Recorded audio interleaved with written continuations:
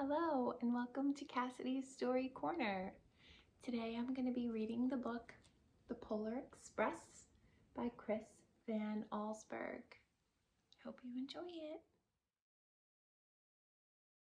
On Christmas Eve many years ago, I lay quietly in my bed.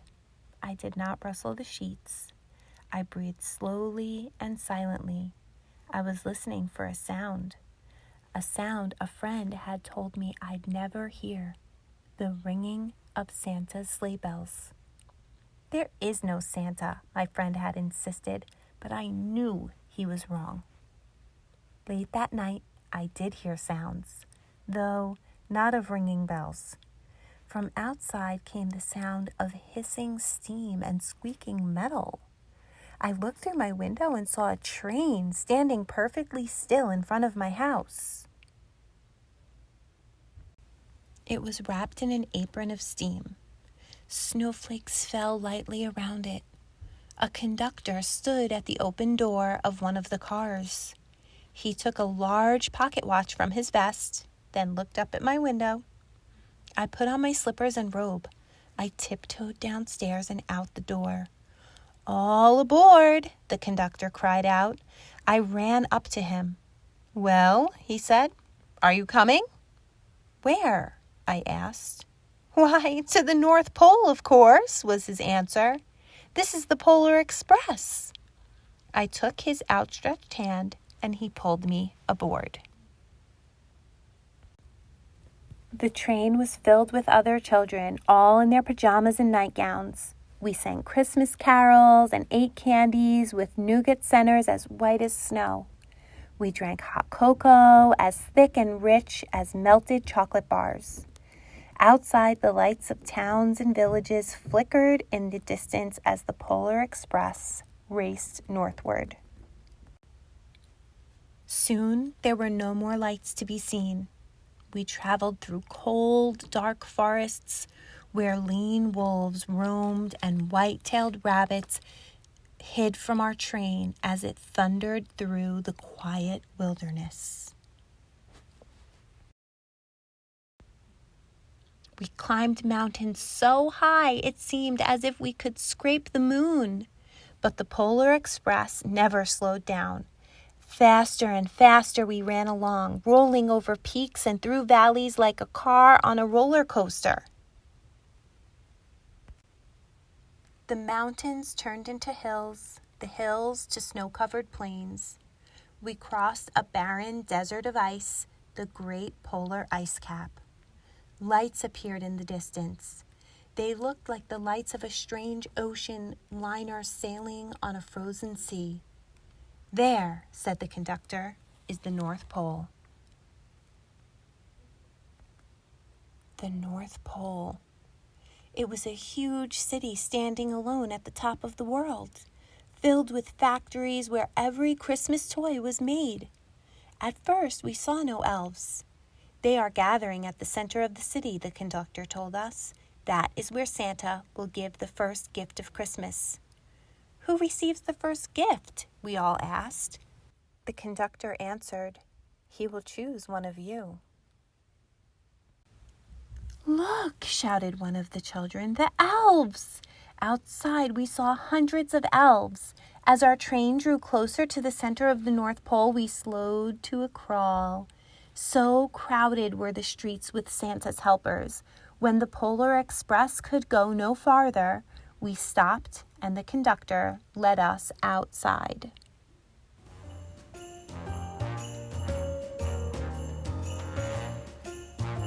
We pressed through the crowd to the edge of a large open circle.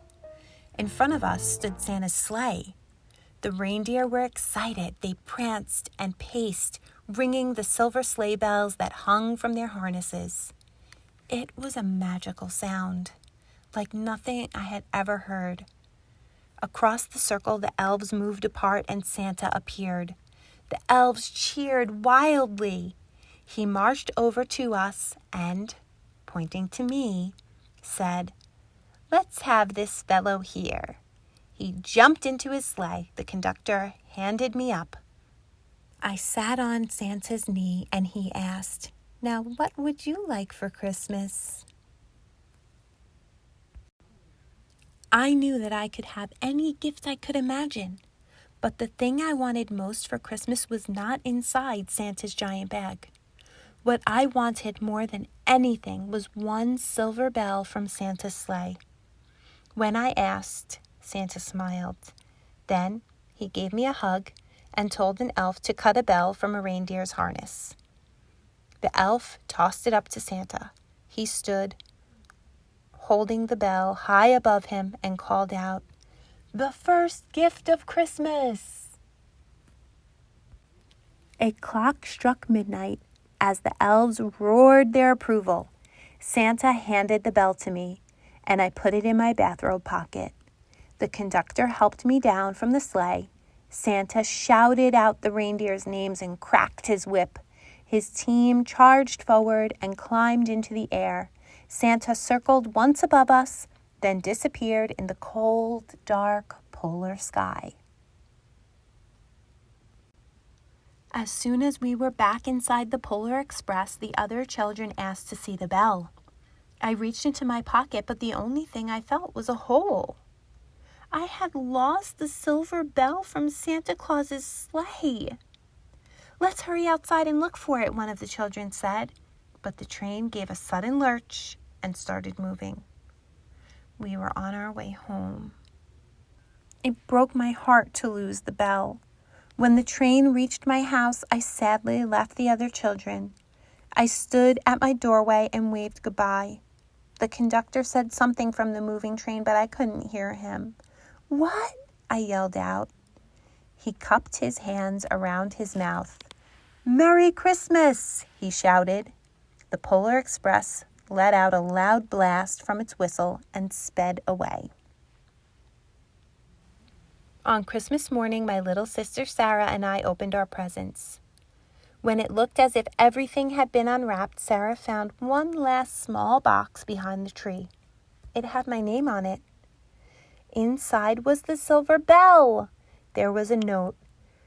"Found this on the seat of my sleigh. Fix that hole in your pocket. Signed, Mr. C." I shook the bell. It made the most beautiful sound my sister and I had ever heard. But my mother said, "Oh, that's too bad." "Yes," said my father, "it's broken." When I'd shaken the bell, my parents had not heard a sound. At one time, most of my friends could hear the bell, but as years passed, it fell silent for all of them. Even Sarah found one Christmas that she could no longer hear its sweet sound. Though I've grown old, the bell still rings for me as it does for all who truly believe. As always, thank you for watching. I hope you enjoyed the Polar Express. Please don't forget to like and subscribe. Maybe share the channel with a friend or two. I'd really appreciate it. Thank you so much.